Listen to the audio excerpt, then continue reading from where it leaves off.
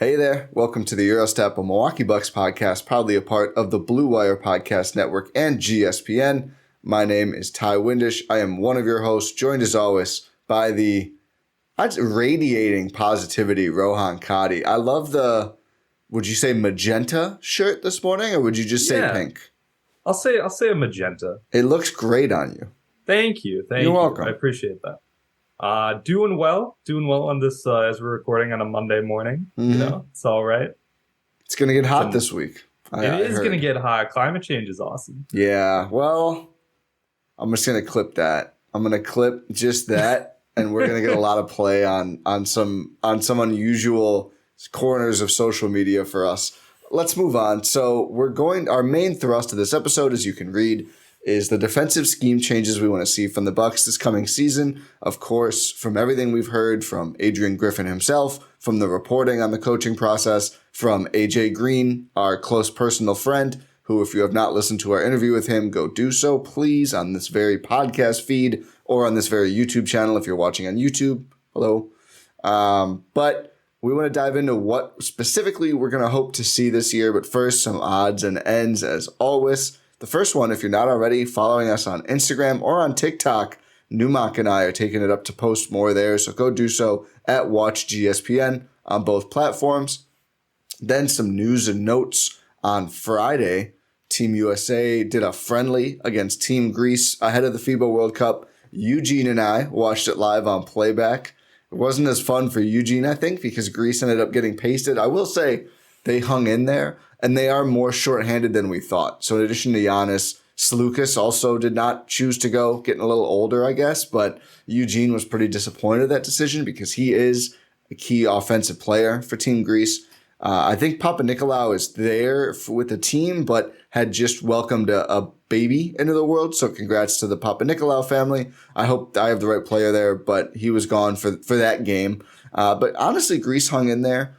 Thanasis played okay, didn't get to show off that much. Eugene and I agreed he should be featured more. I'm sure Rohan agrees as well. Absolutely. Eugene and I are always on the same page when it comes to Thanasis. And sparkling water. And that's Bobby Portis. Oh, it is true. No, yeah, it is true. It is true. It is true. Absolutely. I thought you said you and I were on the same page. No, we're not. No. I like it. But anyway. Bobby Portis, I thought, looked really good. So they had him drop once, and he did not look good in drop coverage still. I'm just going to assume that will always be the case. But other times he was switching. I thought defensively he held up nicely, as we're used to seeing. And then offensively, like I thought before the tournament, there's just not many bigs who are going to be able to keep up with his combo of size, strength, shooting touch. Like, he was able to score pretty easily against Greece when he got the ball in the post. I think he's going to be a nice release valve for Team USA going forward. So USA ends up pulling away late, wins pretty easily as expected. Again, Team USA's group, they should really walk through, especially with Greece down so many key players. I didn't mention Giannis also not playing with Team USA if you missed our last podcast or that news. So it's them, Jordan, New Zealand. Team USA should walk through here. I still think Greece should make it through as well, but we'll see how they match up against Jordan and against New Zealand to get to that second round. Rohan, I know you were unable to watch that game. Do you have any further FIBA takes, or do you want to share the schedule, or what's on your mind? Yeah, I really think this Team USA squad is really good.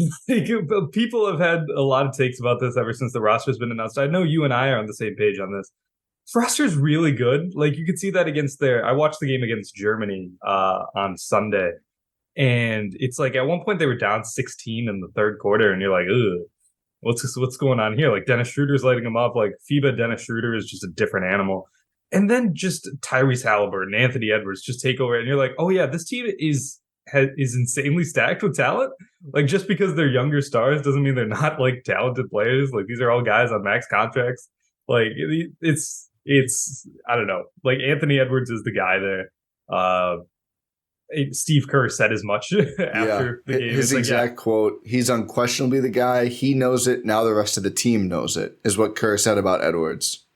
Yeah, it's just like, he's the guy. He is unequivocally the guy for this Team USA squad. And that's a good spot to be in when Anthony Edwards is the guy. Yeah. Unless you're Minnesota and your contract situation is all screwed up. I mean, you're still happy to see this from Ant. That's for sure. No, absolutely. It's just more an indictment on the Gobert trade. Yeah. Halliburton also looking really good. That helps my agenda. Paolo has not gotten as much of a chance. Oh, well. Bobby looked a little tough in that Germany game. He had some moments, but he was getting at some points, whenever he's on the court, he kind of gets targeted a bit. Yeah. And it's like, that's not good. Yeah. The Bobby Portis experience. But yeah, it's also just like, it's a scheme he's not really used to playing in. It's like, it's a completely spread defense on Team USA compared to like having a guy sort of hover in the paint in Milwaukee's case. It's a different defense. It takes time for these guys to adjust. So, and we know Bobby isn't he's not a star on the defensive end, I'll say that. Yeah, that's fair. I thought but he's still fighting. He's getting putbacks. He's still using his size to do what he needs to out there. And he's still a productive player, don't get me wrong. It's just a little tough to watch at some points. I thought Ant also looked great against Greece, too. So I think I think he's led them in scoring or tied for lead in basically every game, if not literally every game, all 5 of the exhibitions. He's just been really good the whole time. So seems like he is the guy most poised for that post-Team USA leap so far this season. But yeah, Halliburton and Austin Reeves having some really nice moments too. Yeah, for sure. Scheduled, the World Cup actually gets started this upcoming weekend. Mm-hmm. It starts on August 25th. But the games we're going to talk about start the next day. Correct. They start on the 26th. First is Team Greece faces off against Jordan. And this will be at 3:45 a.m. Central Time. Are you setting an alarm or are you staying up through the night, Rohan? Which one are you going to do? I'm totally watching this game. Definitely watching this.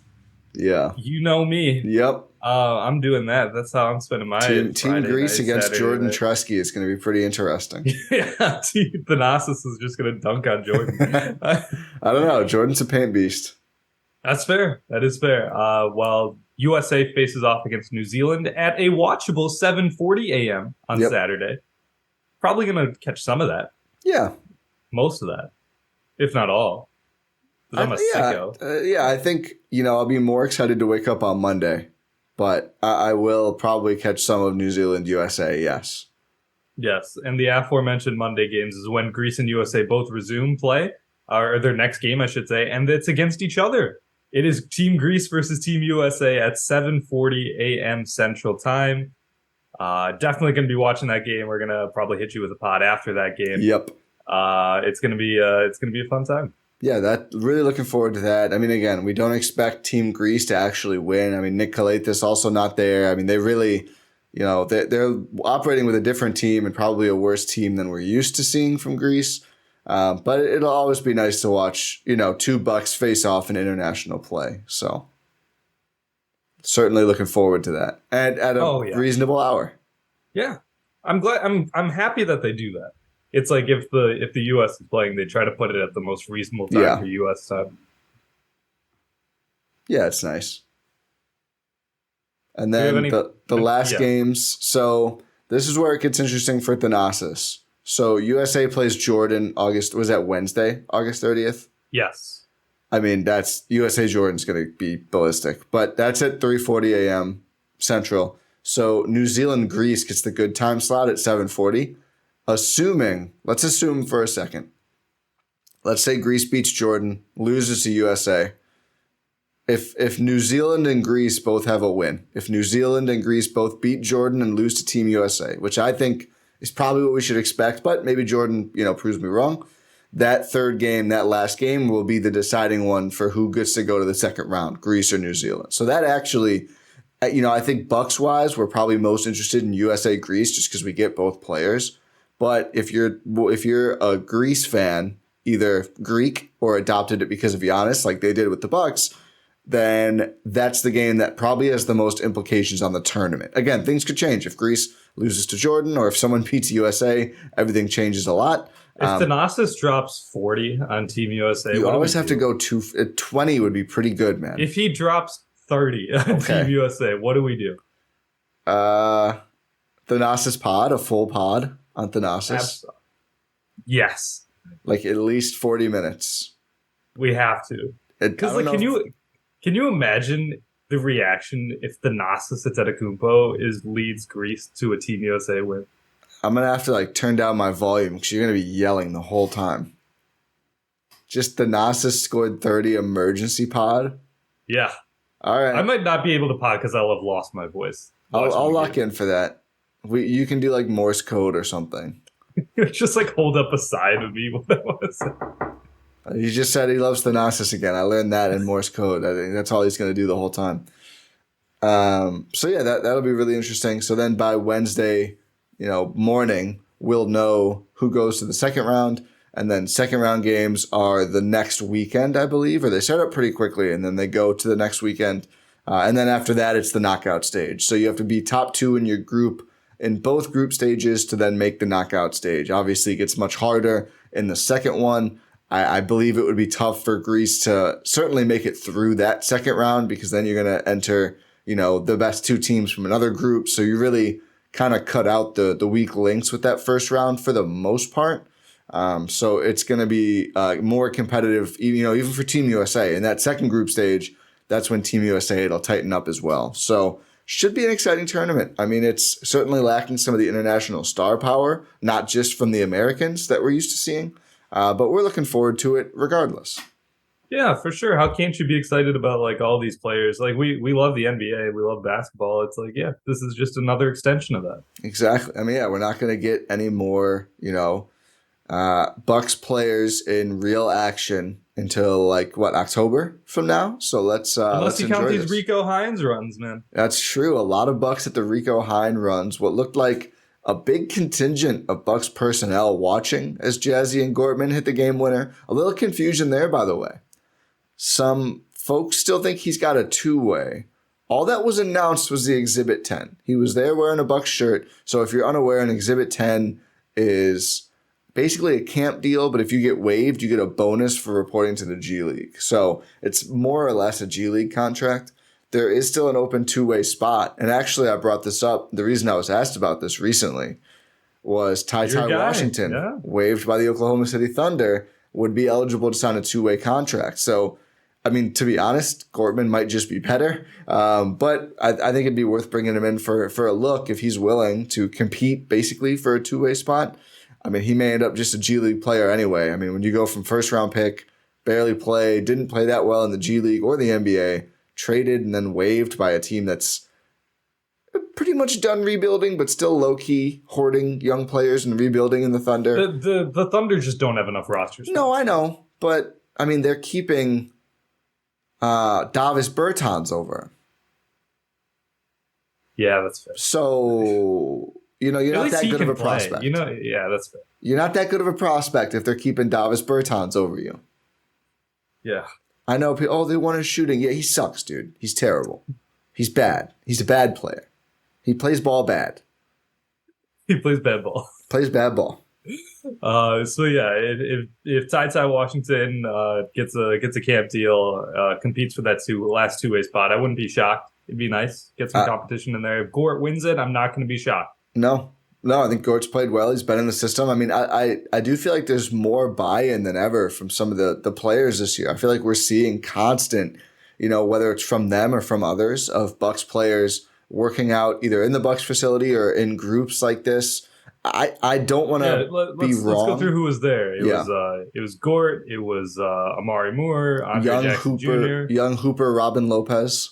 Yeah, Robin Lopez being there was absolutely hilarious. We think we might have seen Adrian Griffin on the sideline. Can't confirm. Yeah, can't confirm for sure. Looked like it could have been him, and also was just next to like 4 more people in Bucks gear. Like there was clearly a full Bucks contingent, and there were more on the other side too. A couple more people playing Bucks gear. I think. Did we see Chris Livingston? Maybe. It was a very grainy video. Yeah. Certainly looked like there were a lot of Bucks people there. I mean, for sure there were. Like, we may not be exactly sure on who, but there had to be more than 10 if you count the players and then people just wearing, and all the players wore Bucks shirts too. So it was like the Bucks were rolling deep at the Rico Hines run, just like we saw. And Robin Lopez. He's a Buck. I mean, I know he's a Buck, but it's just hilarious to me.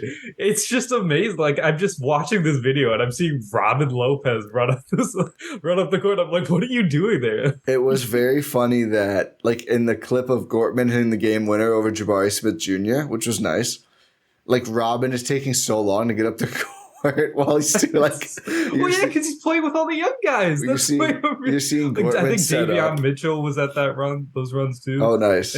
And it's just like, what is Robin Lopez doing there? Like, he's like barely to half court as Gortman sets up on the wing to hit the shot.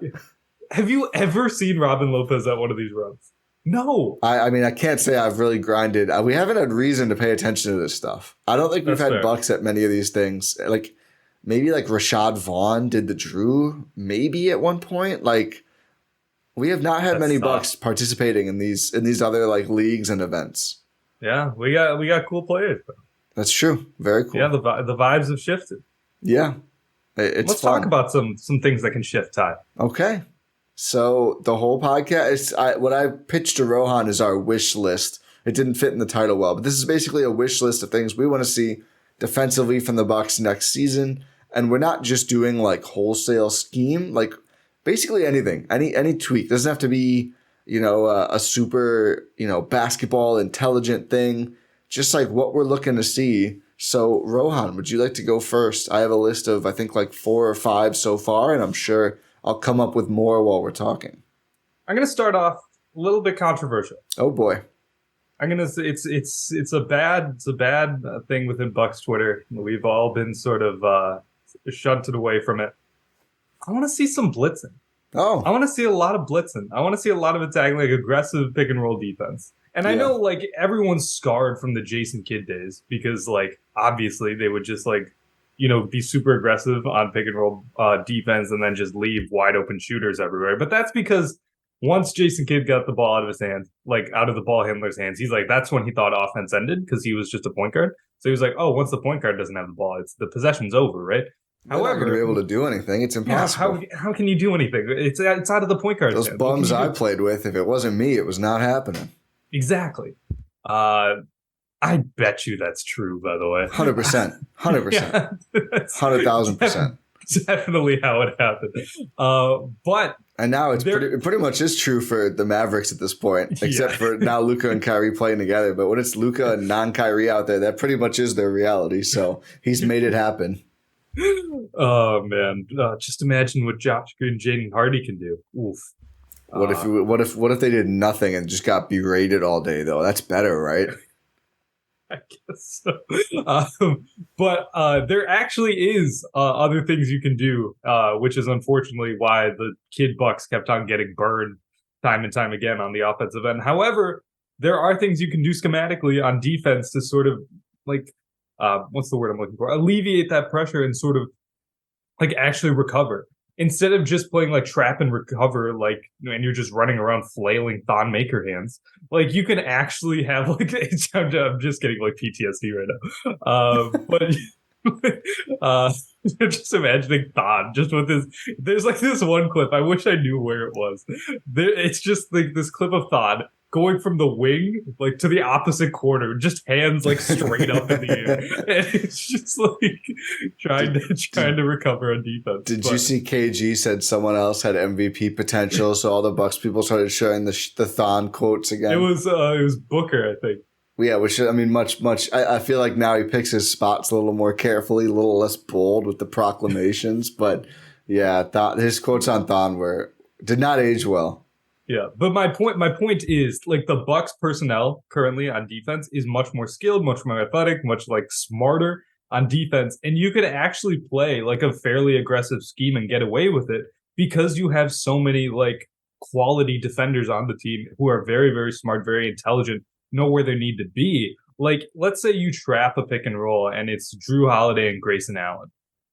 For just as example, like you just want like it's not going to be common, but let's just say it's Drew and Grayson. If you have Grayson stick with the guy once the pass is made, and you have Drew Holiday as your roamer, and you also have Giannis and Brook Lopez on the back end to sort of clean up any messes you have, That's so much better than trying to have like Michael Beasley and Thon Maker clean up your mistakes, right? You're not feeling Shabazz Muhammad as the guy helping from the nail? Oh my God. It's just You're out on that? Do you understand? Like, do you get what I'm saying? Yeah, well, I don't know. I feel like Jason Terry, Shabazz Muhammad is pretty much the same level as Drew Holiday, Grayson Allen. So I don't really – no, I get what you're saying. And I think our top ones both is to a certain extent us focusing on like what else can they do with Brook? Because I think we agreed on this when the quotes came out, early in the summer about Adrian Griffin wants the defense to be more aggressive, basically, and more flexible. It's okay. What does that mean for Brook? Because we were so used to the Bucks having basically two modes for a long time, like switch everything with Brook off the court or drop with Brook. And they didn't switch it up very much from those two. And there were little things they would do within those things, but they pretty much just had two modes for a long time. And I think both of us are trying to think, how can they bridge the gap? Because they re-signed Brook. They paid Brook quite a lot. He earned it. And it's still underpaying him most likely. But they also brought in Robin Lopez. The aforementioned Robin Lopez. But I mean, do we care? No, but it also speaks to like. Oh yeah, they want plotting bigs to some extent. Yes. Yeah, we'll see. But like, how can they marry those concepts? Like you have Brook Lopez, but you're not just always dropping. And I think that's a great idea of blitzing the pick and rolls being a great. I think we are going to see that. I think. I don't know how much it's worth, but certainly in Summer League, they were aggressively blitzing and sending two at the ball in certain moments. And I think you look back at like that Miami series, it's insane they never did there. I mean, against Jimmy and just try and get the ball to anyone else's hands. I know, other Heat members would go on to kill other teams in these playoffs and did to the Bucks to a certain extent. But the way Jimmy was playing, I mean, Drew just couldn't do it alone. No defender probably could. Like he was hitting every single shot. Like they were ridiculous shots. He hit them. You have to just try something else, and the Bucks just really didn't. So I agree. It would be great to get that down more. You don't want to do it all game, every game. This to me almost feels like something you keep in your hand, and then when the Lucas or the Jimmy and one playoff series or whoever's are like really heating up and killing you, that's when you can go to something like this, right? Like it's not when you're not saying, oh, that's what they should do all the time, but be able to do that to switch things up and just put more pressure on the offense, which I do think outside of Brook at the rim and just the guys guarded by Drew and Giannis to a certain extent, the Bucks schematically have not put much pressure on offensive players, right? Like kind of the opposite, really. Because in the drop, if you're taking that mid-range, that's there for you all the time. Like that's almost the opposite of putting pressure on an offensive player. So I do hope that they find ways. Let guys get comfortable. Exactly. Let guys get comfortable. I think making the offense uncomfortable, putting on the metaphysical James Harden fat suit is what you have to do. You got to make guys uncomfortable offensively. I think blitzing is a great way to do it. And certainly like if either Giannis is blitzing, it's hard to pass over him, or Giannis as a helper on the back end, depending on how bought in he is, should be able to take a lot of things away that would open up from this. And then, Chris is a smart defender. If you have Pat out there, of course, Brook as a back line erases so many mistakes. And I do think this is worth investigating with Brook on the court to then see, how much can we just run out to shooters with reckless abandon, because we know worst case mid-ranger, best case they challenge Brook at the rim, and we're always fine with that. Yeah, for sure. You just want, I like the way you put it. Just make guys uncomfortable. Make guys think for a second. Because if you're just playing a base drop defense all the time, guys don't have to think about it. They know exactly what's going to be available to them at any given point in a possession.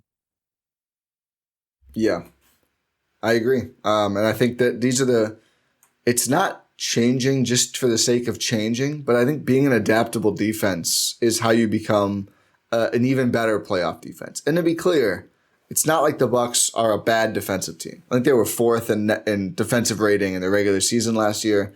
They're always pretty good in the playoffs, Jimmy thing aside. But it's about how can you get better? I mean, that should always be the goal. And I think everyone can agree the Bucks could use with being more adaptable defensively because of the Jimmy Butler situations and many others we could go through where player gets hot, they get really comfortable, and then it's like, even if the offense ungums a little bit for the Bucks, they're still just behind the 8 ball. And we're going to do offensive scheme changes next week. So we'll get into those, what we want to see on that end of the ball as well. For sure. What's top of your list? Well, actually, I'll go to one later on my list because I think it ties into this a little better. But basically, just working harder to prevent glaring mismatches. So I put 2 examples here. One is like the mindless switching they would do on the perimeter. You know what I'm talking about? Let's Grayson's guy comes over for whoever Drew is guarding. Let's just use the Heat as an example. Let's say Grayson is guarding, I don't know, Caleb Martin, whatever, doesn't matter. Caleb Martin walks over and just like kind of walks in front of Jimmy Butler. Like there's no separation gained from this between Jimmy and Drew. Like it's not like Jimmy's not getting away from him. He just kind of glides over. And the Bucks will just automatically, okay, switch. Now Drew is guarding Caleb Martin and Grayson is guarding Jimmy Butler. Why are you giving that switch? Like they should have to work to get that switch. You're giving them that switch with no effort, 18 seconds, whatever on the shot clock. You're just like automatically giving them a good possession by doing that basically. Like there's no reason in the playoffs, especially in the playoffs, but even in the regular season in like certain matchups, but definitely in the playoffs to just say, here's the matchup you want. Here you go. Have fun, Jimmy Butler. And I just felt like the Bucks were not always, but often doing that when they were switching on the perimeter. And it's like that totally negates even having Drew Holiday when you do that because, you know, Drew is a good help defender, but his value is as an on-ball defender. And if you're just letting him be switched off to a corner shooter, that's wasting him and just taking away that advantage of having him, which I think the Bucks do too often.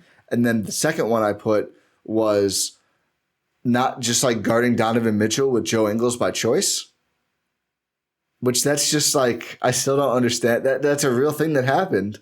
I don't know if it was like a prove it thing or what it was, but like, can we just be more serious with who's guarding premier threats? I think it's Jamal Mosley's problem now, but yeah. I don't get it. It's so funny that happened. He's just like, it wasn't a switch. They're just like, yeah, go, you got it. And he didn't have it. He didn't have it, shockingly. It's like, hey, why don't you put some of your good defenders on the opposing team's best players sometimes? I know that's like very reductive. It's like a very casual observer thing to say, but it's also true. It can be both. It can be both because it's like, yeah, that's glaringly obvious of an issue. Like, I like just getting back to your first thing. I like what you said about like just giving up those soft switches. It's so painful. It's so painful to watch. And it's just like you said, it just negates the point of having good defenses. Like you shouldn't switch just to switch. You should switch as like, fine, you're giving up this one thing after you've tried not to. Yeah. Yeah. I mean, it's about, you should only switch if you have to. Yeah. And I think, and you know, it's one thing if it's like, you know, if it's Giannis Drew and you don't mind the switch, then fine, right? But you know they'll give up switches to players that you clearly don't want switched on to the primary action, and even like you know eventually an offense will be able to get it most of the time, right? Like you can work really hard to get the switch, but make them work hard. Like it's literally tiring and it wastes the shot clock, which then gives the offense less time to execute after that. Like you know I'm not saying you should never, you know, there's no way you can say, you know, Grayson or whoever is Chris, you can never be switched on to Jimmy Butler. It's going to happen sometimes. Like you can't always prevent it. I'm just saying make them work for it. Don't just give it up, which I think, like, I don't know why you ever do that, to be honest. And that's just something the Bucks were so blasé about. And it always bothered me because it's just like you watch other elite defenses who's maybe it's just because they don't switch as much. I don't know.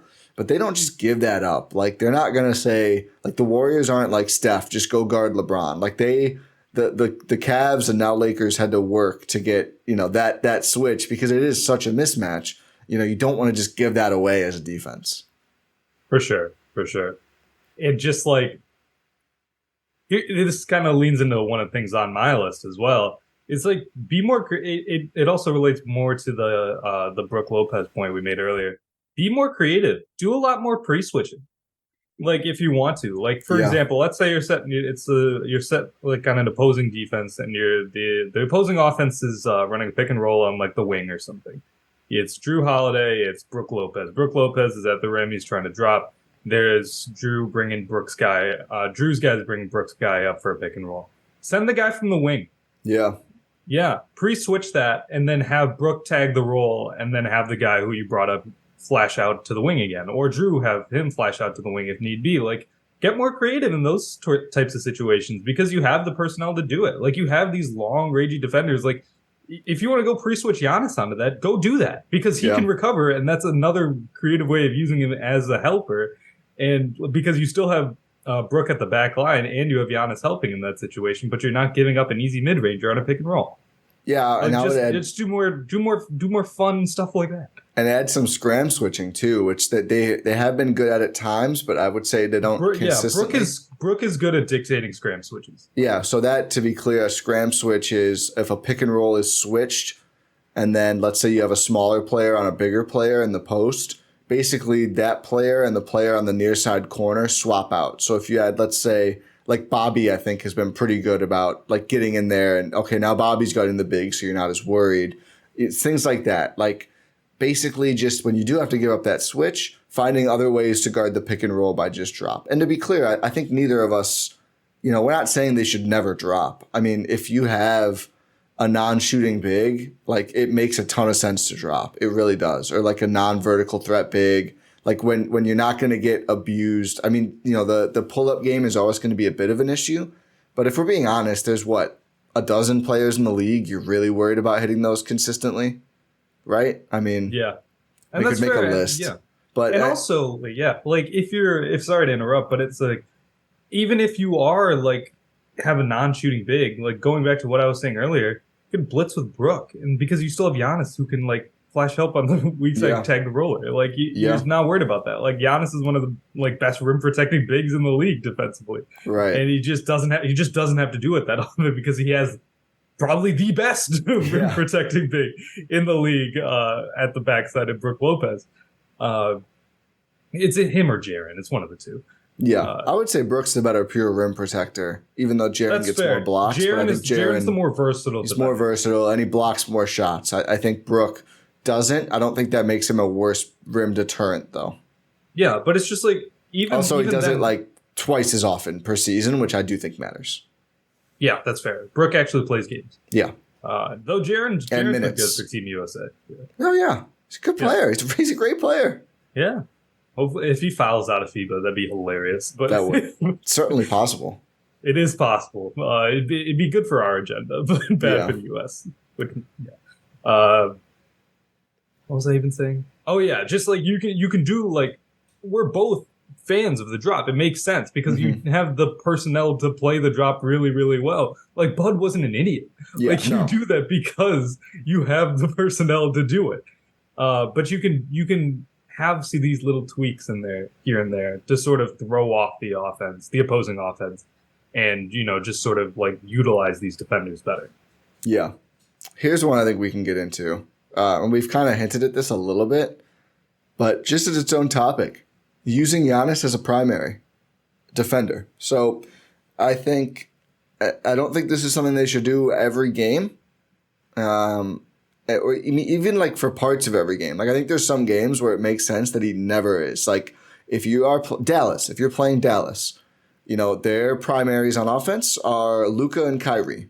I don't think it's good to go put Giannis on those guys. Like as good of a defender as he is, great of a defender as he is, that's not his strength, is chasing around the little guys. I don't think. Interested if you disagree with me on that. I don't think that's his role. But if you're playing Phoenix and Kevin Durant is giving you problems, and you'd probably like Drew Holiday to guard Booker and then someone else to guard Bradley Beal, like that's a situation where maybe not the whole game, but for a lot of the game, give Giannis that assignment. Like the bigger wing players, like is Jason Tatum giving you problems? Or do you want Drew on Jalen and Giannis on Jason? I don't know exactly. I haven't thought about their specific matchups yet, but those kind of players. And of course, like other bigs as well when you're going small. But like let's press that button more, because I do think as good as he is as a help defender, I think he should be involved more as a primary. I think he wants to be. I don't think it's, every game Giannis gets 20 minutes guarding the opposing best player. I think that is overkill for like keeping him fresh and just for what his skills are. But I do think when you're going up against those big Paolo Banchero, right? Like, you're not worried about the Magic that much. That's the kind of player where let's give Giannis some shifts on him. And, like, let's try and just wreck this offense. Like, let's not hope that Giannis can get involved on the back end, because it's just a little too easy, I think, to keep him out of things, especially when it's KD, who's like, he's doing damage as a pull-up threat. You know, you're not always going to get involved in actions with him. He doesn't need to get to the rim. It's a lot of isolation-heavy offense. Yeah. Because then Giannis just doesn't get involved. You're absolutely right. Like, it negates the benefit of having one of the... Yeah, exactly. Like he was in the corner. Of having one of the best defenders in the league. I mean, he literally is one defensive player of the year. Yeah, and I think teams now are more and more comfortable with... It used to be like, 4 or 5 set screen for 1 or 2, and that's it. Like, those are the guys who can set screens. Now, like, all modern offenses, like the Heat, more than anyone probably, but there's others. Like, they'll have anyone set screens more often, and it makes it easy to... Giannis is on the opposing 4. That guy just never does anything. Like, he's just in the corner. Caleb Martin hit some nice shots over Giannis in that series, but like, they're going to have Max Strus screen for Jimmy, right? They'll get the players involved based on matchups. So I think you can't just use Giannis as the help guy anymore most of the time. I think in some of these series, it makes sense for him to be a primary defender more. Like, I think he should defend Jimmy more. We've seen that work before. It makes sense. It does. And like you mentioned earlier, it shouldn't be an every game thing because, like, obviously he's going to be carrying a lot of the load offensively. Probably going to average 30 again this year. Yeah. I don't think we actually reflected on the fact that Giannis averaged 30 a game last year. And he had like a couple games where he barely played any minutes. Like, crazy. How many Bucks 30-point per game scores have we had? Kareem? Did Kareem even do it? Oh yeah. I mean, like, how many times is what I'm wondering. Probably like 5, dude. Let's look it up real quick. I mean, he came into the league, I think, averaging 30. Kareem Abdul-Jabbar did it 3 times with Milwaukee, 4 times with Milwaukee. Oh yeah. So I was close. He came in averaging 28. Imagine a rookie, a 22-year-old rookie. 28-8, 14.5 rebounds, and 4 assists per game. Great. They didn't even record blocks then. No, yeah, he had a ton. He must have had a ton. His first season that they did record him, he had 3.5. So he probably had 28-8, 14.5, 4 blocks, and a steal. Not a bad player. That dude was ridiculous.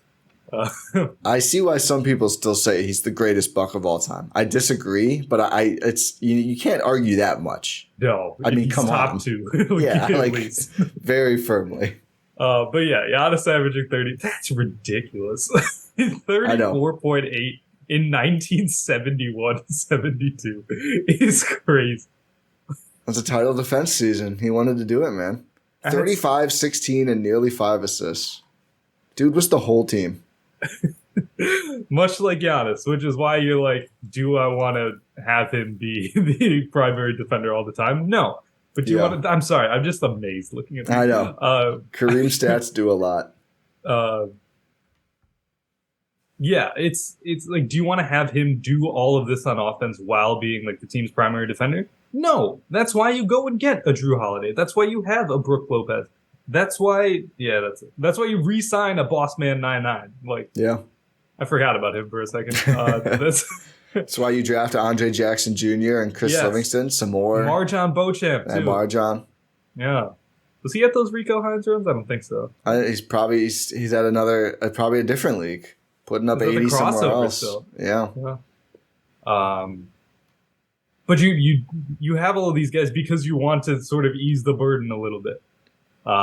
But sometimes Giannis is going to have to be that dude. In the playoffs, we've seen it before, maybe not this past season, but we've seen it before where Giannis is going to be like, I just have to be the guy on both ends of the court for 45 minutes a game. And it's like, that's what the apex predators of the league have to do.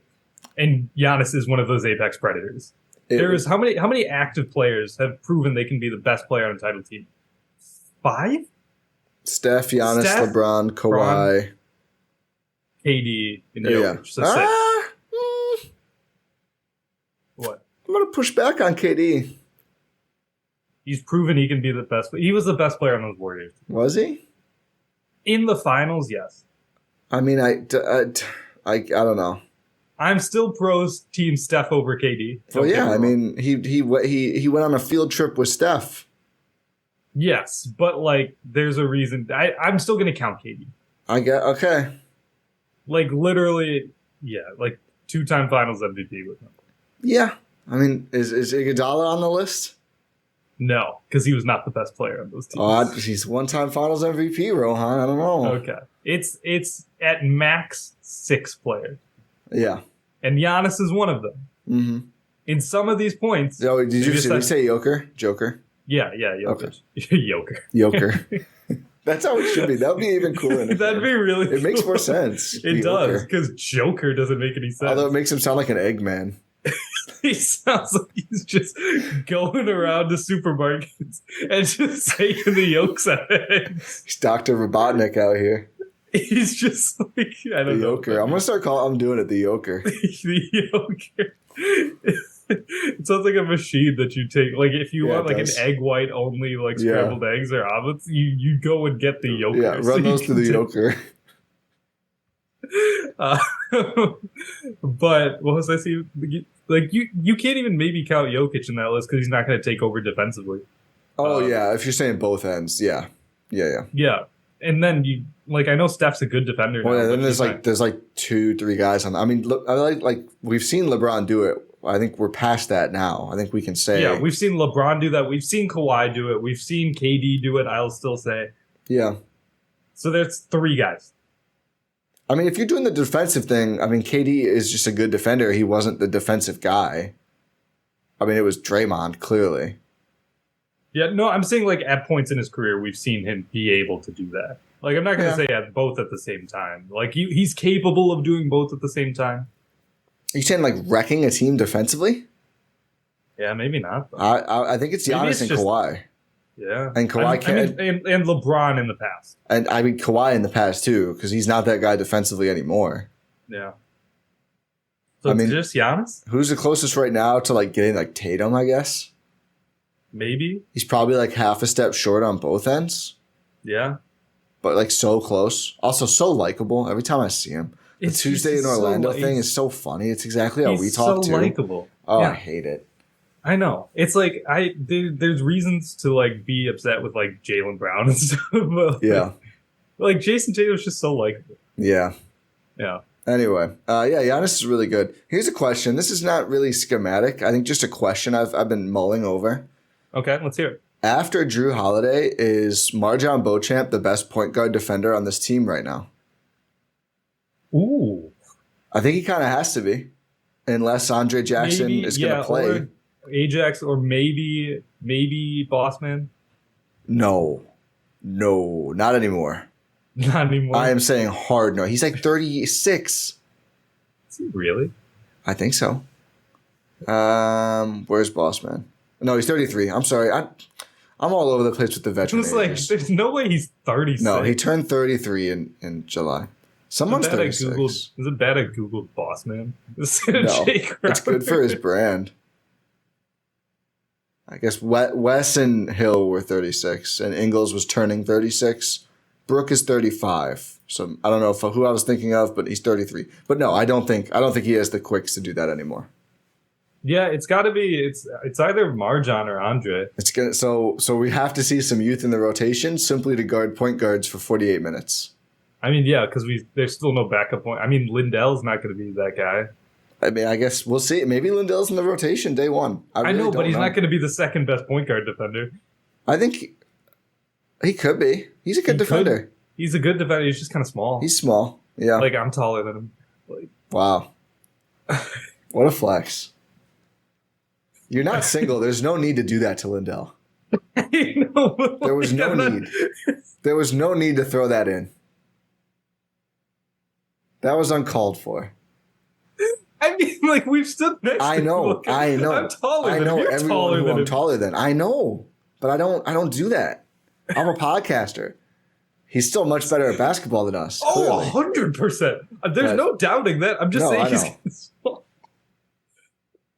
I think I'm like, and this makes his player's career. I'm telling him he's like the backup point guard on a championship contender. I'm not doubting his basketball ability. I'm sorry if I offended you, Lindell. I think this makes his career more impressive. I think I'm at least like 2-3 inches taller than Frank Mason.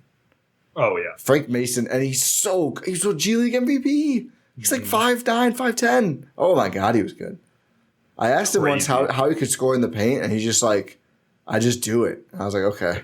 It's not a very good quote for me, but you are very good, Frank. So anyway, Kansas Jayhawk legend. Used him on hoop grids the other day.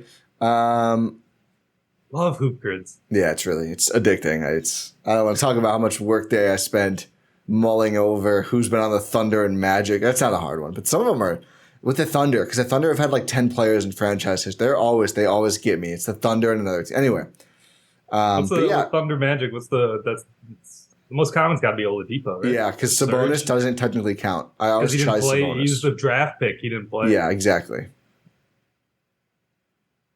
Yeah.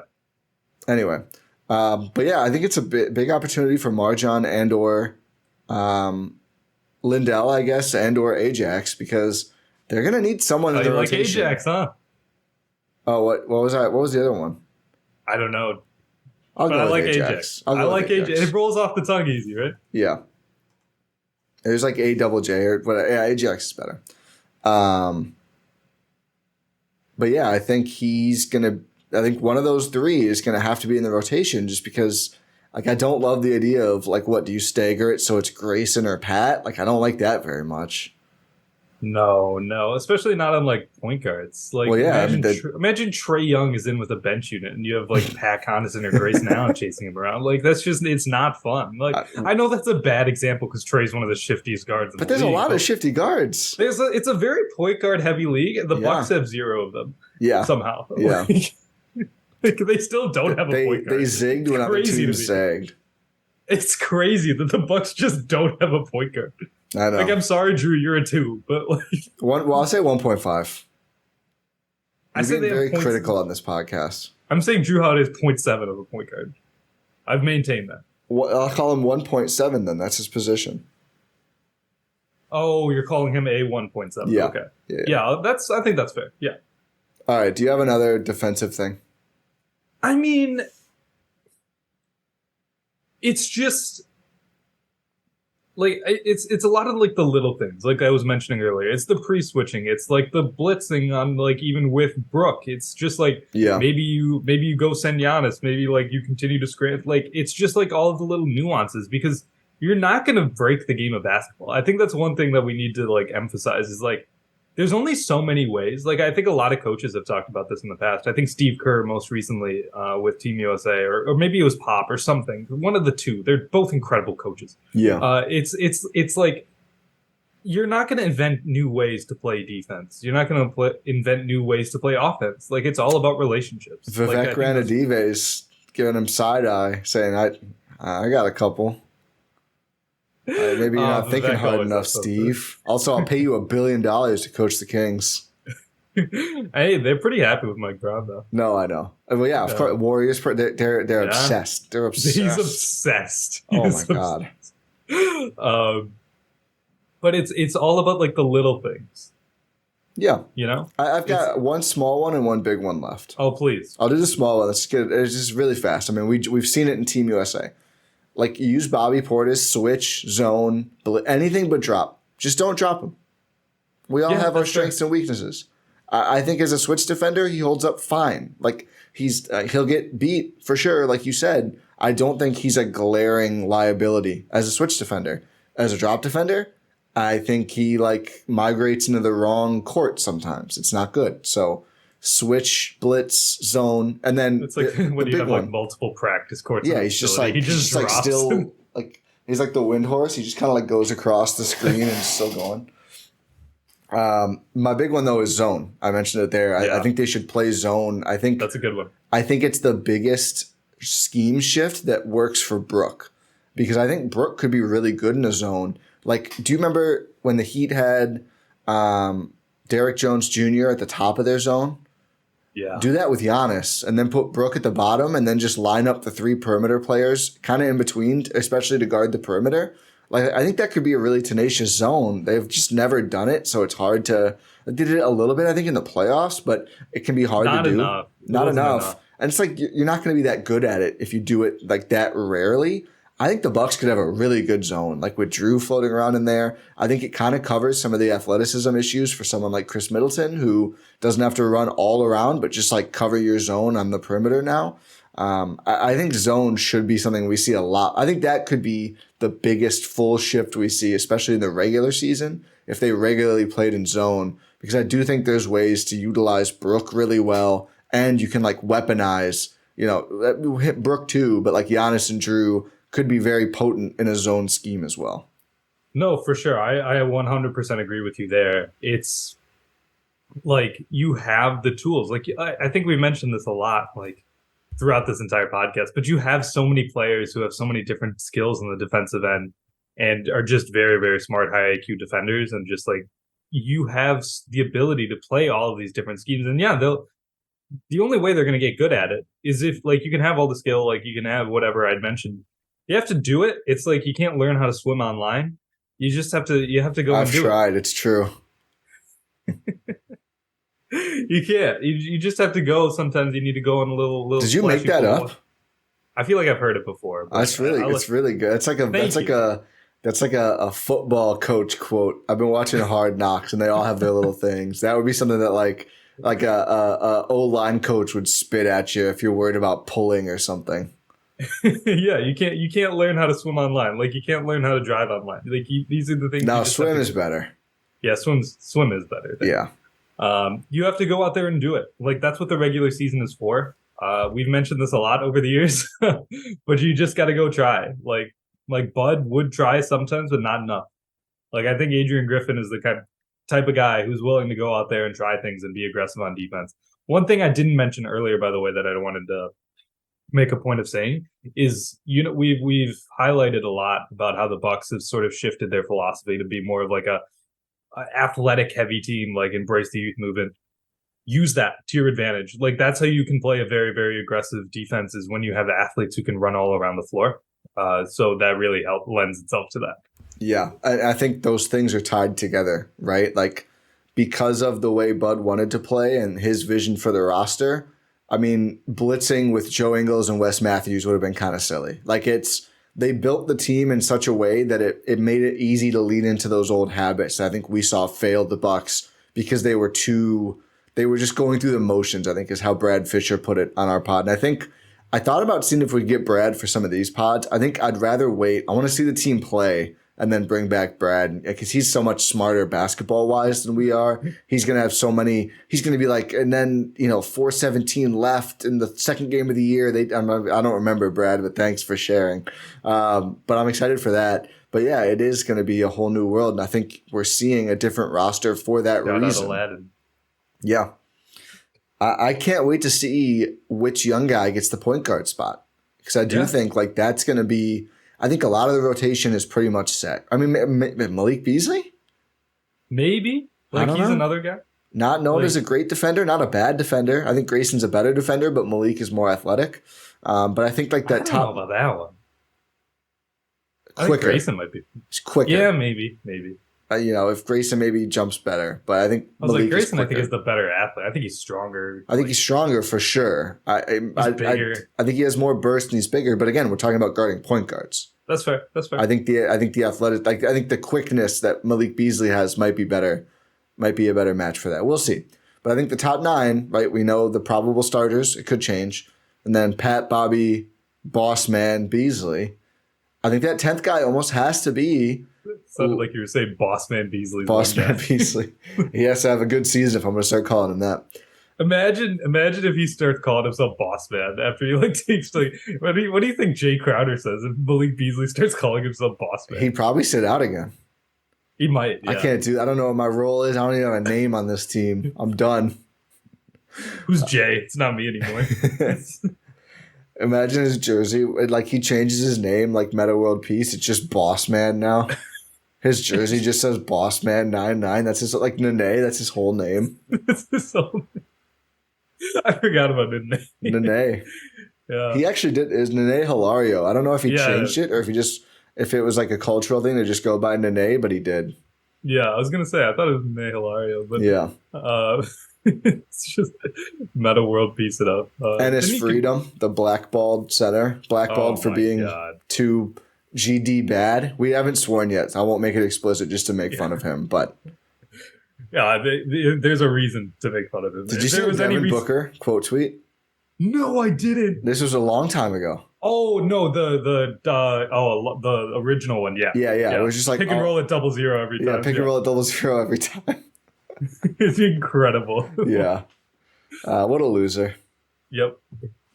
But anyway, but I think just to wrap it up quickly, I think Marjan or Ajax, or I guess Lindell or Amari Moore, I think one of these smaller guards, I mean, Marjan's more of a 2, but I think has the quickness, almost has to be in the rotation to start and get that assignment. I think that would be a fun challenge for any of those players. I think it would be for sure. And it's like, these are the type of things you have to do. If you want to maintain yourself as a championship contender year in, year out, you got to build some talent at some point. And Adrian Griffin seems like the guy who wants to make that happen. Absolutely. It's going to be a fun year. So that's our defensive wish list for the Bucks. Yeah. Oh, also news, the schedule got released. Oh, yeah.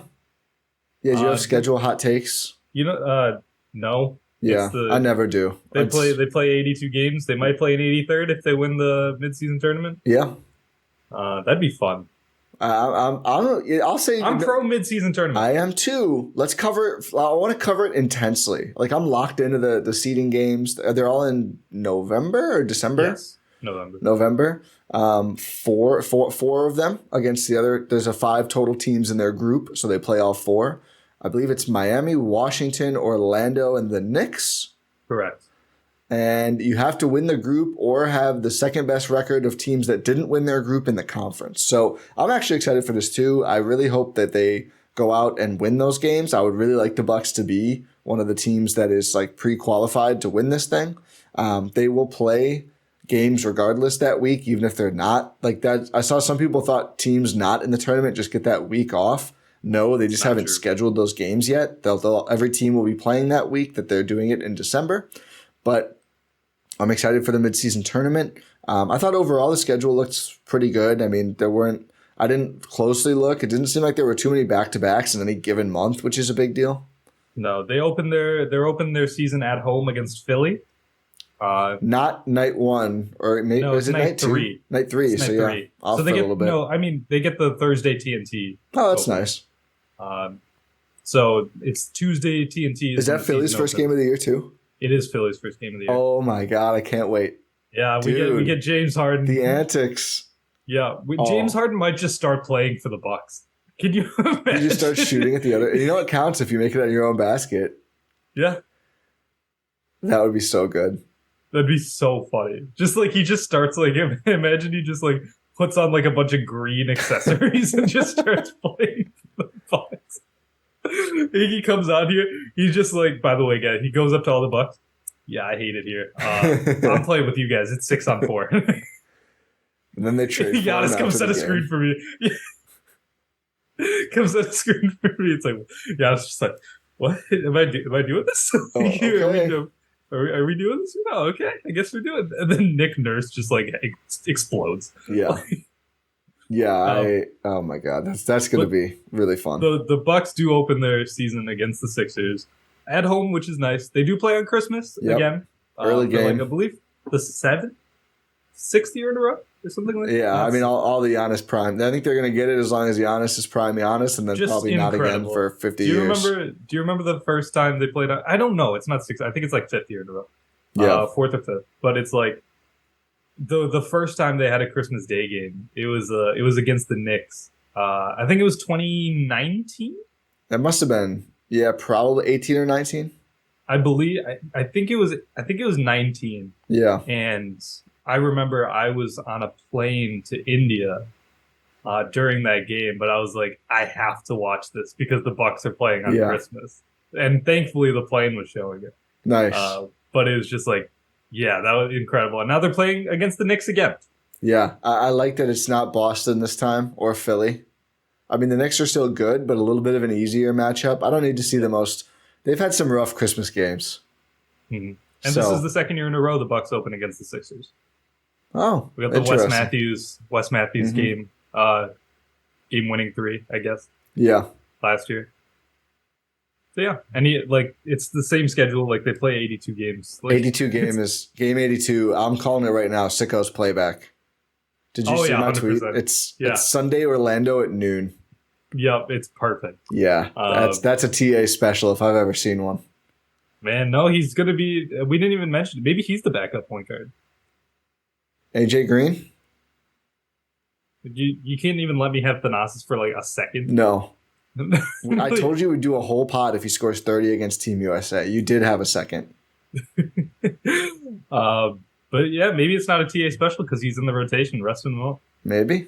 We'll he should come on the Gyro Step if he wants good things to happen. That's why AJ Green's probably going to be 30 a game this year. Points. That's what we're saying. That's what happens. Who can say? Yeah. I mean, both are pretty good. Yeah, I'd take either. Yeah. Imagine if AJ Green just like goes out and wins MVP this year. Like, can you imagine? He's the fifth starter. He's just like realistically, like 16 a game on like 50, 45, 90 shooting. That's an absolute win. Yeah, I think. Yeah. Yeah. That is I was just literally trying to think of like what was Duncan Robinson's best scoring season. I don't know if it actually was as high as 16. I don't know if it was. 13. 13 twice. I don't think he got up to 16. I mean, still 13. That'll play. Yeah, if he just turns into like 2020 Duncan Robinson, that'd be incredible. I think it's somewhat possible. It is somewhat possible. We'll just have to wait and see. Do we have anything else to talk about, Ty? I think that'll do it. Oh, I'll change my display name to Big TyTy if they sign TyTy Washington, but with eyes. Other people can pronounce it as they want. Someone in the Discord, let me know. Our Filipino listeners would be laughing at me for this. I'm guessing that word means something specifically over there. I'm just going to let it ride, though. Let me know if it's problematic. I don't care if I look stupid. Hopefully it's not. I don't think it's problematic, though. I doubt it's problematic, but just let us know. Yeah. Or let Ty know. Yeah, I don't want to wade into any negative geopolitical waters again, like Mr. Beast did.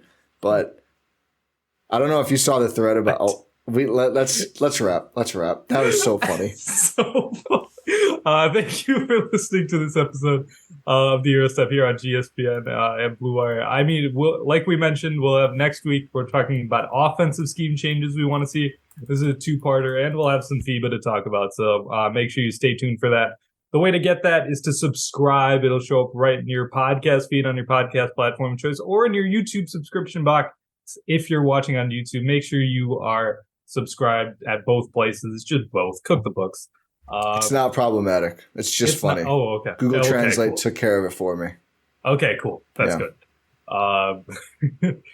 But yeah, make sure you subscribe. Check out gspn.info for all of our links to all of our podcasts, everything you want. The playback link is in there. Who knows? We might do some more FIBA stuff. Yeah. We shall see. But yeah, Discord links in there. Everything's in there. Check out gspn.info. Pod random, and we will talk to you next time.